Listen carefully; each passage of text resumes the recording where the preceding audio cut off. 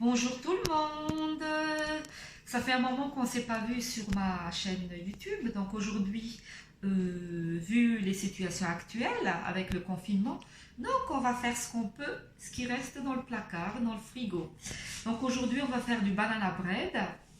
Et donc moi, donc il nous faut 100 grammes de beurre, 2 œufs, 2 bananes qui me restaient, un peu de sirop d'érable, à peu près dans les 80 grammes. Ça dépend de votre...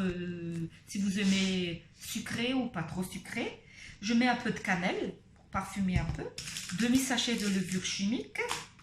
Et pour un peu de gourmandise, des pépites de chocolat et de la farine.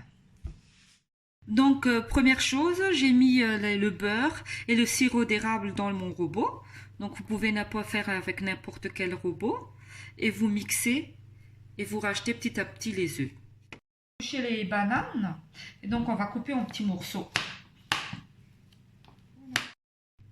On met les bananes dans le robot et j'ai rajouté aussi en même temps la cannelle. Ma levure chimique dans le mélange de farine et flocons d'avoine. Et on mélange bien.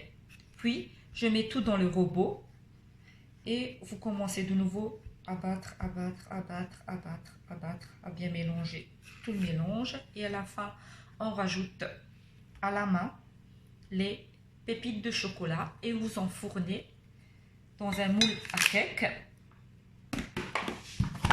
que j'ai ici. J'ai un moule en silicone, donc je n'ai pas besoin de beurrer. Et vous mettez dans le four à 180 degrés pendant 40 minutes à peu près. Donc pour tester, vous plantez le couteau dans la pâte, si c'est bien cuit ou pas. Donc si le couteau il ressort avec le reste de pâte, ça veut dire que c'est pas encore cuit. Donc vous laissez un peu encore dans le four. Allez, je vous montrerai après. Je vais verser tout dans le moule et après on va mettre au four tranquillement et on verra la suite après. Ça sent bon déjà. Donc vous pouvez rajouter un peu de rhum si vous voulez pour que ça parfume un peu. Et puis moi je ne le fais pas parce que j'ai un gamin. Donc voilà.